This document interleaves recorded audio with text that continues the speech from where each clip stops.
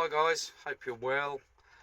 So I have had a few questions regarding the same thing about driving hours and how do we basically work out how many hours you've driven in a day and what breaks you've had, etc. So putting it in layman's terms, I think pretty much every driver has got a book. So when I'm driving and I stop and that goes on the rest, I write down in there what time I stopped. I'll have my break. When my break finishes, write down in there what time my break stopped. Start driving again, all the way through, do your work, etc. etc. Just keep doing it. That's what you should be doing, really. That will cover your ass. You'll know how many hours you've driven. You'll know how much break you've had. Lovely jubbly. It's pretty much that simple. If you're like me, however, I get a bit of baby brain now and again, and I get a bit forgetful. So sometimes I might forget to write in there. So easiest option I've got, whether you'll find it easy enough to use or not, I don't know, it depends on the vehicle you're using. I'm currently in a Scania, and as you know, most modern trucks pretty much run on computers, so you'll be surprised what settings and stuff are on your trucks and what you can and can't find. So I'll show you on mine how I do it if I forget and I'm unsure on what my hours were for today, for instance, Thursday. So I haven't written in my book because I forgot. There's no point me starting now because it's just going to muck it all up. So easiest way I do it is, so I have my controls on my steering wheel, which sorts all that out. So if I get this function up by pressing any of these, you'll notice the road at the top. Oh, it's disappeared.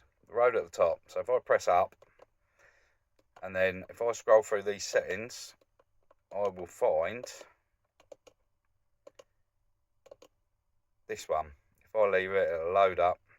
So here it tells me I've had 47 minutes of breaks today. Currently on a break of 1 hour and 2 minutes. And I've driven for 3 hours and 27 minutes. Now, if you drive for your 4.5 and, for instance, have your break, you're 45, and then you start driving again, and then you drive another hour.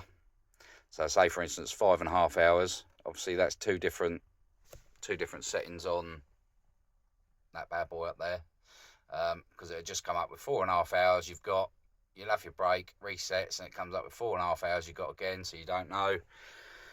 Revert to this, and that will go higher. It will go to the 5.5, so it'll tell you exactly what you've driven today. So if the truck's been in motion for 5.5 hours, it will read 5.5 hours. And if whatever breaks you've taken, it'll tell you. So that's what I use. Some people are different. Obviously, you'll find your own way around it. Some people just remember and will know and can work it down. Some people do timesheets. So by the end of the day, they've written it on a timesheet and they can work it out that way. But so that's how I do it.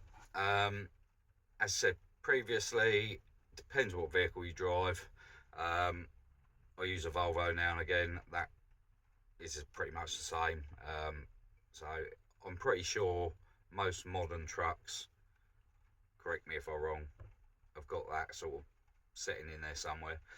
Just have a play around and have a look, and you'll find a lot more bits and bobs that you can use in that menu, so it makes life a little bit easier with some things. While I've got you, if there is any questions you'd like to ask, if you're a new driver and you're unsure on a few things, I know how stressful it can be. I've been there. I've had to learn a lot of stuff myself. If there's something you want to know, if you like, subscribe, comment on this video what it is you'd like to know. If I can, I will do a little tutorial for you, or I'll try and explain it the best way that I've worked out, just to try and lay things a little bit easier in your head. I've got ADHD, so things explained to me in too much depth, I get lost. So I have had to find my way.